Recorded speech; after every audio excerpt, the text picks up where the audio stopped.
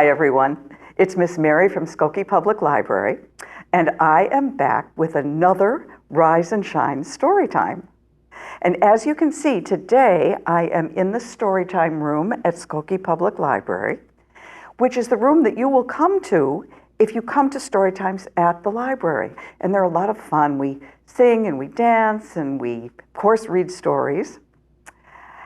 But right now, we are doing Rise and Shine Storytime. And as you know, one special thing that we always have in Rise and Shine Storytime is our magic box. And here it is.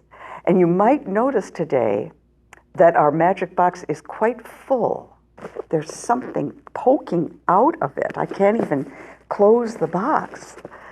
And you can probably see that it's green. So what do you think might be in here? Any guesses? Something green and big? Well, why don't we look and find out, okay? Okay, let's open it up. Oh my goodness. Who is poking out of the box? Can you tell what this is? This is a dragon. Hi, Mr. Dragon. Did you come to Storytime today? Well, that's great. Now, let me tell you a little bit about dragons, because they're very interesting. As you can see, this dragon is green, and he has horns, and he has little arms. He kind of looks like a lizard or maybe even a little bit a dinosaur, and he has wings. So he's a very interesting creature, but the most interesting thing about this dragon is that he's not real. Dragons are creatures that have been in stories for hundreds and hundreds of years, and people all over the world have told stories about dragons, all different kinds of dragons. But they're not real. You can't find them at the zoo. You can't find them at the beach. You can't find them in the forest. But they certainly live in our imaginations. Now, some people tell stories about dragons who are mean, and they breathe fire out of their mouth, and they guard treasures, and they live in caves, and you have to fight them.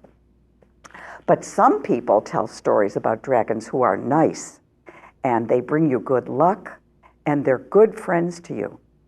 It looks to me like this dragon is a friendly dragon. Are you friendly? Oh, good. I'm so glad. Then we're very glad to have you at our story time. And I thought today we might read a book about a dragon. Does that sound like a good idea? Okay, let's do it. And this is a book that I found out about from one of the grandmas who came to the library with her grandchild and told me about it.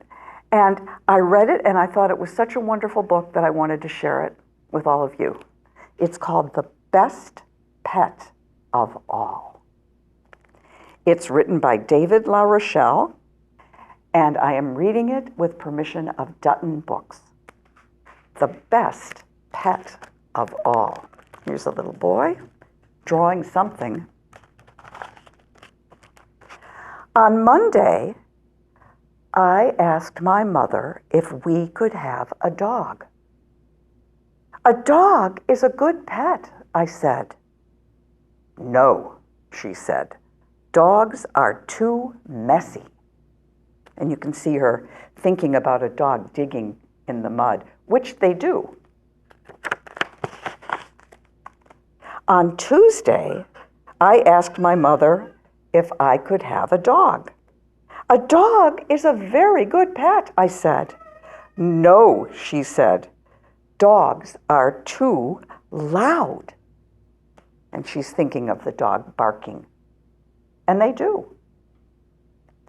On Wednesday, I asked my mother if I could have a dog.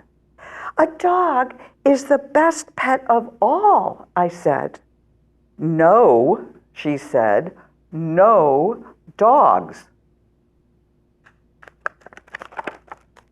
On Thursday, I asked my mother if I could have a dragon. A dragon? She said. I have never heard of a dragon for a pet. She thought a bit. If you can find a dragon, you can keep it for a pet. Dragons are not easy to find. There were no dragons in the park. There were no dragons at the beach. There were no dragons in the woods. There were no dragons at the zoo. At last, I found a dragon. This dragon was at the drugstore. He was wearing dark glasses and a hat. I asked the dragon to come home with me. The dragon said no. You can sleep in my bed, I said. He still would not come. You can play with my toys, I said. The dragon said yes. He must have really liked the idea of playing with toys. Dragons like to play with toys, but they do not like to put them away. They do not like to help with chores, and they make a mess in the kitchen. They roast hot dogs in the living room. Do you remember I told you about some dragons breathing fire? This one is roasting a hot dog with his breath. And they dance to loud music all night long. My mother did not like this dragon.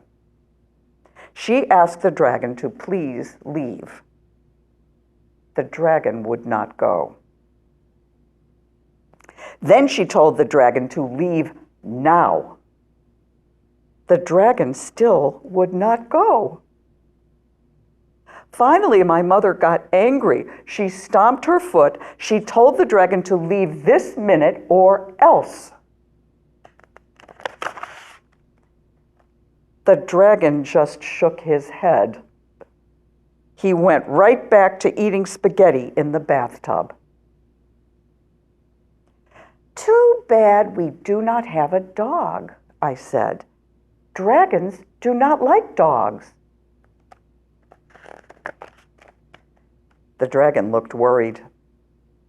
Even hearing about dogs, the dragon is thinking of a dog. He doesn't like it. Dragons are afraid of dogs, I said. The dragon began to shake. A dog would chase the dragon away, I said. The dragon ran to my toy box and jumped inside. He's really scared of the idea of a dog. Maybe you are right, my mother said. Maybe we need a dog. I put a sign in the window, dog wanted. Soon there was a knock at the door. It was a dog. The dragon saw the dog. He grabbed his hat and ran out the door. Thank goodness we have a dog, said my mother. A dog is a good pet. My dog wagged its tail. Yes, I said, a dog is the best pet of all. And there's a nice picture on the back of the little boy and his dog at the beach. Isn't that a great story? Now, I would agree that dragons are not very good pets. Would you agree too? Because I think the thing about dragons in all stories for hundreds of years is the fact that dragons do what they want. You can't really tell them what to do. Is that true? Yeah, that's what I thought. Well, before I go, I just want to teach you a little song about a dragon that's kind of fun. And this is also a dragon who does whatever he wants. And it goes like this. I had a little dragon. His name was Tiny Tim. I put him in the bathtub to see if he could swim. He drank up all the water. He ate up all the soap. And now he's lying sick in bed with bubbles in his throat. Bubble, bubble, bubble. Bubble, bubble, bubble. Bubble, bubble, bubble, bubble, bubble, bubble, pop. Well, I will see you next time, and we'll do more stories together. Have a wonderful time till we meet again. Bye.